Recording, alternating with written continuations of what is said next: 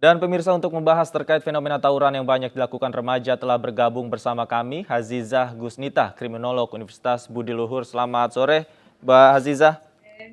Sore Mas Davi. Mbak Hazizah, kita ketahui bersama pada hari pertama Ramadan ini banyak tawuran terjadi yang dilakukan oleh remaja yang berusia tanggung. Bagaimana seharusnya menyikapi tawuran yang biasa dilakukan oleh remaja-remaja ini? Oke. Jadi kalau kita mau melihat tindakan-tindakan atau kenakalan-kenakalan remaja memang berkaitan dengan yang namanya kekerasan kolektif. Di mana memang remaja-remaja di usianya mereka ini memang berhubungan dengan kelompok, ya. Jadi tidak hanya individu. Nah, momen Ramadan ini memang momen yang dimanfaatkan, ya, baik itu secara positif maupun negatif. Kalau negatif tadi akhirnya ketika kondisi di mana para remaja ini berkumpul gitu ya, bisa itu akhirnya mengaplikasikan atau merealisasikan dalam bentuk negatif tadi, ingin melakukan sesuatu yang akhirnya tadi ya meluapkan tadi secara psikologis mereka gitu, yang tadinya mungkin sebelum Ramadan gitu ya tidak bisa tidak bisa berkumpul, kemudian ada momen di mana di pertengahan malam sampai ke subuh tadi ya kurang lebih jam 3. Nah, ini di mana mereka tadi merasa di sini di saat orang lain tidak beraktivitas, mereka beraktivitas. Jadi secara bebas, secara psikologisnya remaja ini ingin melakukan tadi akhirnya tindakan kekerasan. Nah, diharapkan memang kondisi yang seperti ini harusnya momen-momen Ramadan ini kan memang direalisasikan dalam bentuk positif tadi gitu ya kan. Nah, tidak hanya orang tua tapi masyarakat pun memang diharapkan bisa berpartisipasi, karena ketika melihat ada kondisi tadi, melihat ada suatu kumpul-kumpul remaja, mungkin bisa Ya. dicek dan dicek kembali gitu ya di lingkungan masyarakat, apakah memang kumpulnya para remaja ini dilihat apakah dia membawa senjata gitu ya kan, apakah memang membawa minum-minuman keras atau memang melakukan tindakan positif yang lain gitu, seperti sahur, membagi-bagikan makanan kepada yang kurang mampu misalnya seperti itu. Nah, masyarakat yang sekitar yang harusnya bisa berpartisipasi untuk mencegah kejadian-kejadian kekerasan dilakukan oleh remaja ini. Baik, baik. Apakah faktor utama yang menyebabkan remaja ini sering sekali tawuran di tengah malam? Apakah faktor eksistensi masih menjadi faktor utamanya, Mbak Azizah?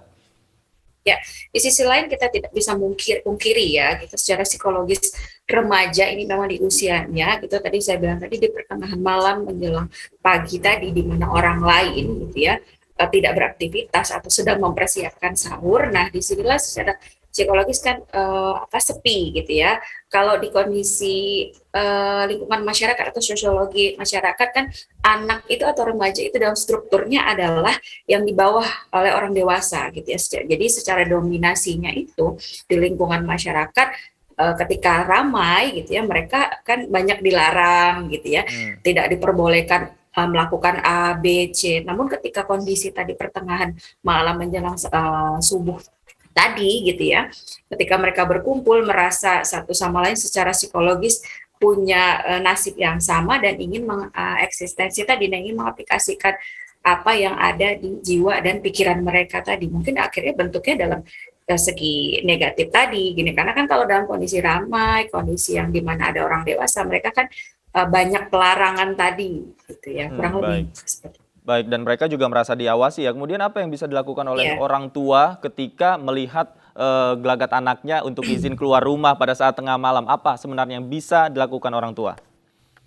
Oke, jadi memang kita tidak di satu sisi gitu ya, kita tidak bisa menjamin ya semua anak memang memiliki lingkungan yang positif juga. Namun tadi ya kalau memang orang tua tadi di awal melihat gitu, bagaimana saya pikir hubungan orang tua dan anak sudah tahu di mana ketika anak ini tadi kan keseharian ya, apakah Ya. memang dia berkumpul untuk melakukan suatu tindakan negatif atau positif tadi. Misalnya terbiasa hari-harian anak ini misalnya melakukan kegiatan. Jadi kalau saya lihat tindakan kekerasan ini kan dilihat dari ketertarikan. Jika anak ini memang memiliki hobi atau ketertarikan yang positif juga, itu saya pikir tidak ada keinginan remaja itu untuk melakukan kekerasan tadi, melukai orang lain tadi, dan orang tua pun orang tua yang memang dekat dengan anaknya pasti tahu nih kegiatan-kegiatan apa saja yang sudah dilakukan anak itu. Nah, ketika anak tadi izin untuk keluar gitu ya, berkumpul dengan teman-temannya, maka secara psikologi juga orang tua juga sudah melihat nih anak ini apakah tadi keluar,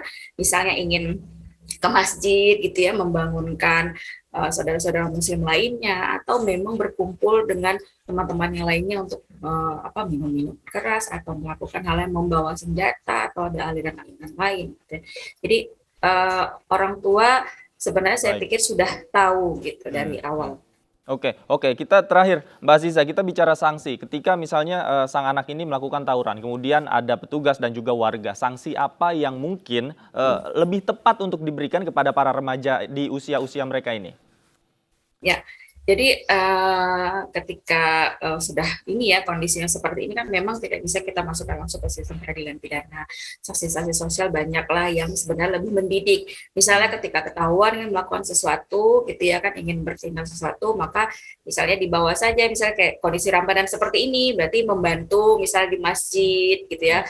Kalau buka puasa dibawa gitu, dikontrol di situ, diarahkan ke kegiatan-kegiatan positif tadi. Mungkin kalau bahasanya bukan sanksi, jadi pembinaan lah ya, sama seperti kita di lapas kan sekarang bukan penghukuman tapi pembinaan. Jadi ketika ada ini kita bawa ke kegiatan sosial yang tindakan-tindakan sosial mereka untuk mengaplikasikan diri mereka gitu ke tindakan yang lebih baik lagi gitu. Baik. Artinya sanksinya tidak harus sanksi hukum, harus selalu diterapkan pada mereka ya. Oke, baik. Mbak Aziza, terima kasih banyak atas waktunya sudah bergabung bersama kami di iNews Sore. Selamat sore.